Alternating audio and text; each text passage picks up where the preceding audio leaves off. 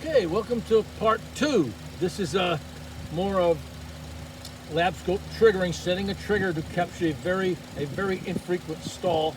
We are hooked on our the original 8 channels that you saw on the schematic that you printed out. A is a injector ramp, B is ignition coil ramp, C is the fuel pump, D is the hot feed to the ignition switch. Purple 5 is the output of the ignition switch, the run latch, run circuit. F, the gray signal, is power to the ignition coil 4. The next channel, which is orange, is power to injector 4, and the final channel is the crank sensor. That is where our trigger is set up on the upward slope. We're going to talk about just the situation here where we analyze what caused the stall, so we can narrow it down into more of a specific kind of a troubleshooting path. As I said earlier, we in the first video, we don't just want to randomly tag wires and just watch the screen. That would be a long slog. We want to try to get the most efficient spot so we can determine what's causing the stall. Anyway, look at your schematic. Take a good look at your schematic and watch the screen. Well, we got something. Okay. Looks like our scope picked it up. It didn't meet the trigger threshold on the yellow diamond, and it stopped the capture. That's going to work to our diagnostic advantage. We roll it back, and let's take a look and analyze.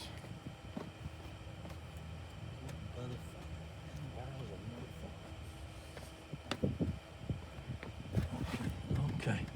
All right, take a look at here. What do we got? We got an abrupt shutdown. What's down and what's not down? We analyzed. Injection is down, ignition is down. The crank sensor took kind of a roller coaster ride down. It's more of a slope down. Power to the fuel injector 4 went away, but on our gray channel, do we have on? And no, we don't have it on. This is the pitfalls of scoping. I dropped the ball there. The gray channel, I can tell you, is strong. It is good, and I can prove it to you. But you'll have to take my word. No, I will prove it. Okay, that's my ball, my oversight. We'll start it up. Okay, we got to start the car, and see what happens.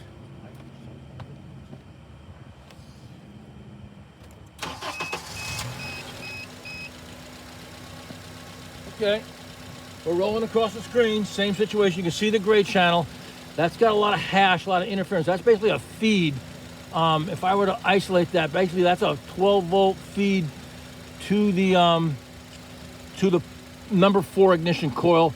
Our orange is a 12-volt feed to the number 4 injector. So that's an important signal to monitor because fuel and spark are critical to running.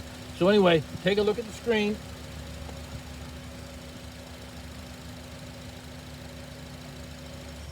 Looks like something happened. We had a stall. The crankshaft threshold was not met and the scope stopped, which is designed to do. We roll it back. Take a look. We have an abrupt shutdown. Okay, I just mentioned how now you can believe me, gray is still strong. The ignition switch is good, in and out. The fuel pump is good.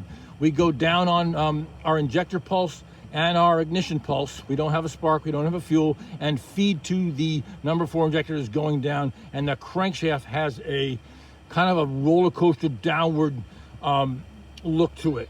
Okay, what I did, and look at your schematic and it'll all make sense. I pulled fuse number 8 out, number 8.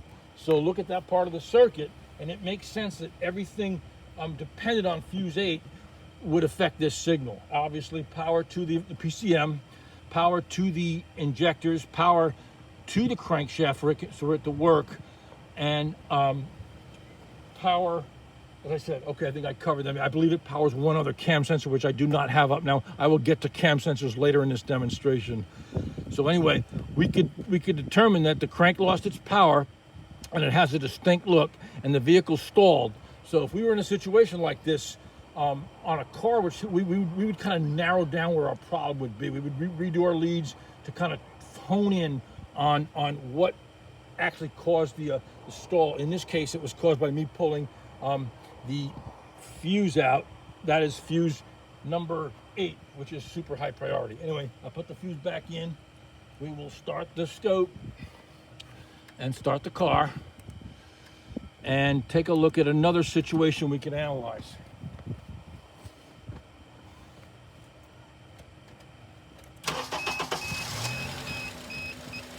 Okay, we're rolling away. We are triggered on the crank, and I'm wondering if I could do something just a little different. Well, okay, I'll get to that. Okay, take a look at our signal, and we're rolling along.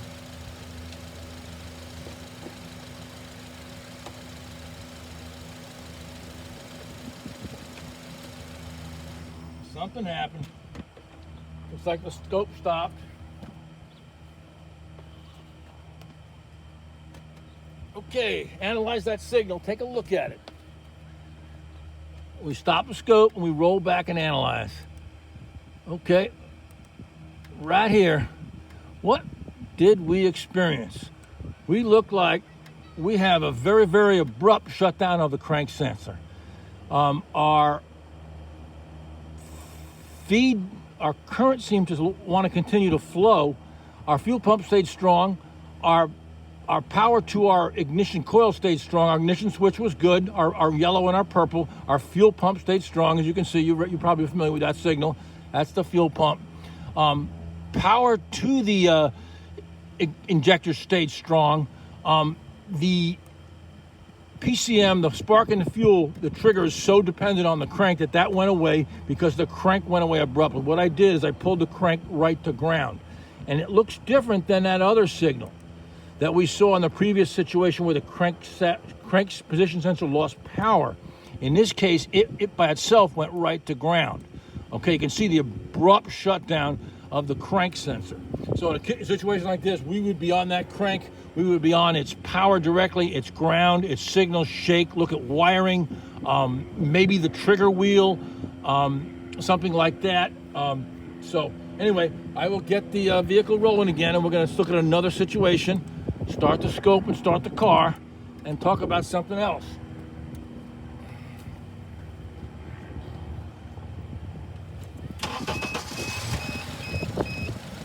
Okay, we're still triggered on the crank. We're rolling across. All right, we got I don't have to tell you everything. You probably know by now. The R8 signals. Look at your schematic. Use your okay. Use your schematic in with the waveform. And let's look what's going to happen.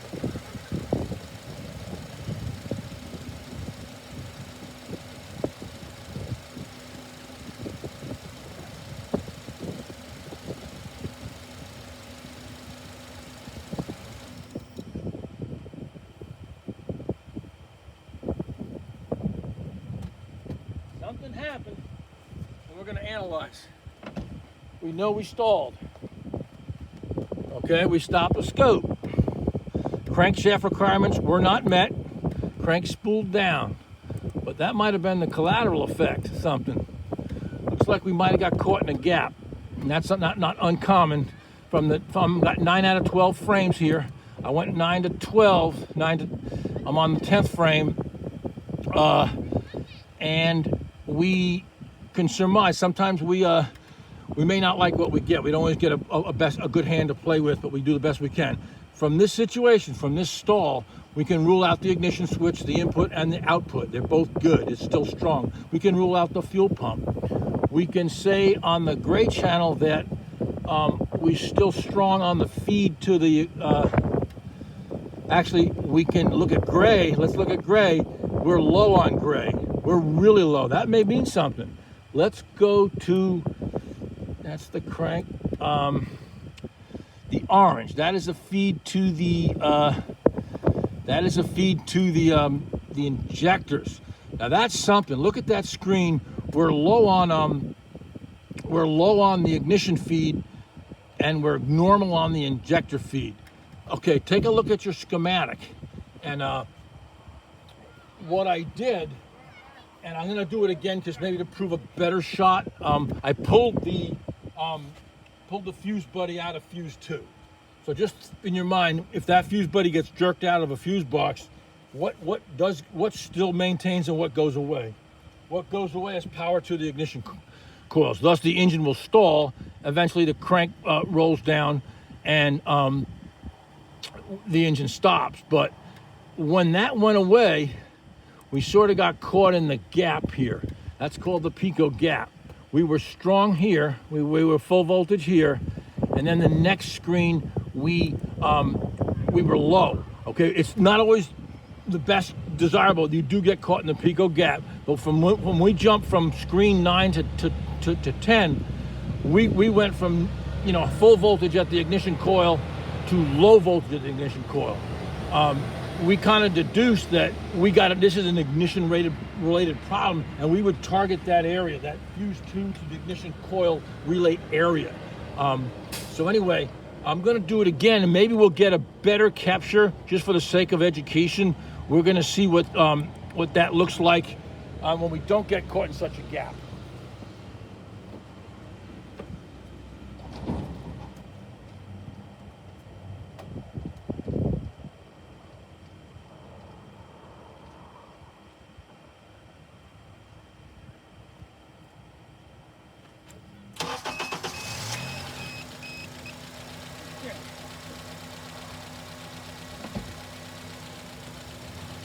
Okay, we're rolling, and we're still triggered on the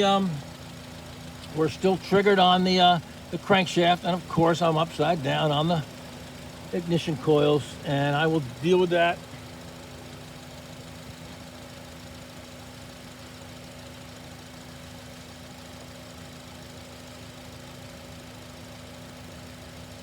Okay, how do we look? Are we right side up, I hope? Okay, we're right side up on ignition. We're rolling along. We got everything. And we will do the same thing. We'll stall the vehicle the same way.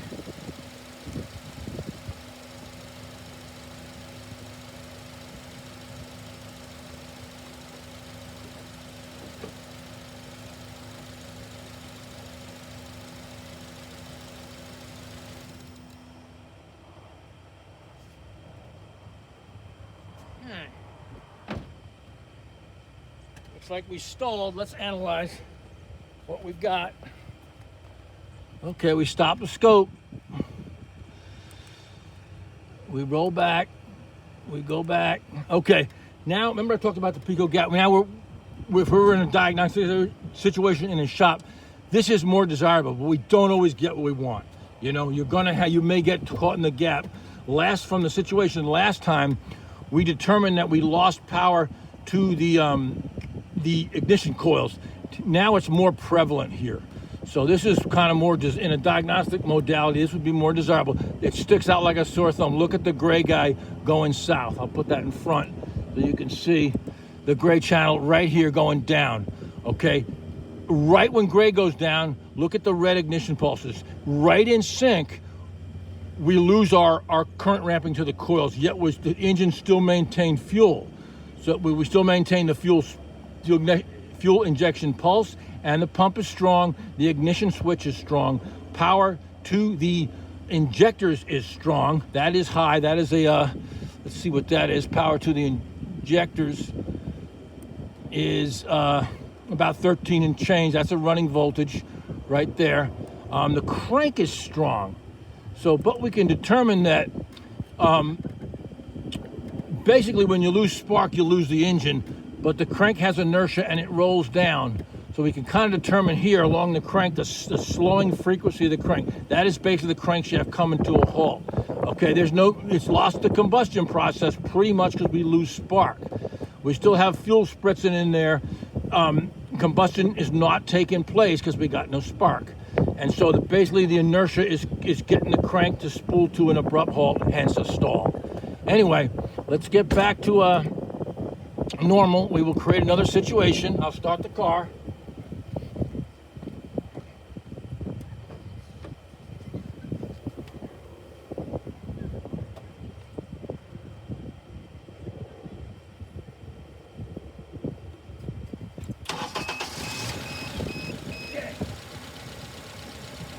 we're rolling across the scope.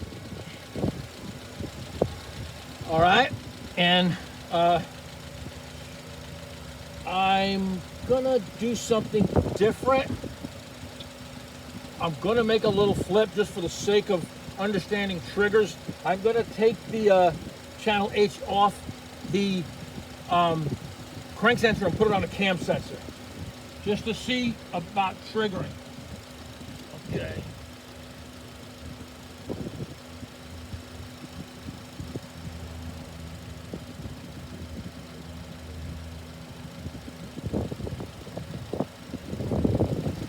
Okay, we are on the intake cams now. It's not as frequent as the crank, but I just want to see that sometimes we can trigger on other signals. I like to trigger on a more frequent signal, but nonetheless, we are triggered on the intake cam. I'll kind of stop the screen and let you'll probably recognize it we look at it right there. That is the cam signal, 4 rotations per camera revolution, and we're back running, and we're gonna have another situation, and we'll talk about it.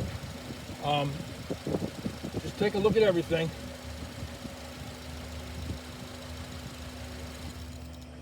Looks like something happened. Something's happening here. And we're going to stop the scope and talk about it. We're getting to the end of this video, and there'll be a part 3, and a part 4, and a part 5, a part 6. All right. Anyway, we have an abrupt stall, and let's kind of analyze it and see what we got here, what we lost. We obviously lost the rotation of the engine about right here. That's the cam, the engine physically coming to a halt, because this is the rotational signals from the cam trigger wheel. We lose the spark, okay? We lose something I want to talk about on the injection pulse, and maybe you notice it. Take a good look at that the injection pulse. The fuel pump is still strong. Fuel pump's good. Okay, right there. We still got power to the ignition coil. We have power to the injector, and as I said before, our ignition switch is good. We basically lose the combustion process because we lose fuel and spark. We pretty much, let's look at the spark and the fuel, kind of analyze them. I want to kind of get the other guys out of the way, and so we can kind of key in on those 3. Right around here, we're kind of normal. Okay, we got our spark, we got our current going through the coils, current through the injectors, and we got the cam signal. The engine is rotating. Take a look at the blue guy. Okay, that is really bizarre. Let's go and look at let's look at this guy. That's the pulse width. That's how long the injector's staying open. Let's measure that, and that the car is idling. The problem is happening at idle, and look how long that is. That's 3.26 milliseconds. Okay, that's a pretty good idle pulse width from the cars we've checked. It kind of is a middle of the road amount of injector opening. Right here, things start to change. We start to get a very, very, very wide injection pulse, and then we stall. You can see that the physical crankshaft just physically stops, as noted by the cam signal. What is the widest one we get if we were to look? Let me go to this guy, and I'll explain what has transpired here and what caused this stall. Okay, right here. Okay, that's 11.56. That's almost 3 times the amount of fuel the engine needs to idle. I could say without equivocation, please chime in, that this engine got overfueled. But there's nothing in our waveform that can kind of tell us that. And we can look at it and we see nothing really sticks out as a sore thumb as to what would cause that. And I will tell you, look at your schematic, okay? Take a look at your schematic and look at the PCM, and look to the lower left of the PCM, you see the map sensor. That is a high priority sensor on a speed density Honda, super high priority. It doesn't have much of a backup strategy. What I did, I disconnected the map sensor, and the PCM kind of got, oh my God, I got to give you some more fuel. It probably gave so much fuel that it stalled. So that was an odd one. I kind of like to bring that out to see so many ways an engine can stall. So it always pays, as we roll back our capture, analyze everything. take a good look at size, at width, of characteristics of the signature, because in a case like this, it took me a few times for me to figure that one out, but basically that was excessive fuel due to the map sensor getting unplugged. I may show that in another video. This is the end of part 2. Best to everybody, Gary and the crew, be safe, be well, and I will be coming back with part 3 pretty soon. Thank you very much.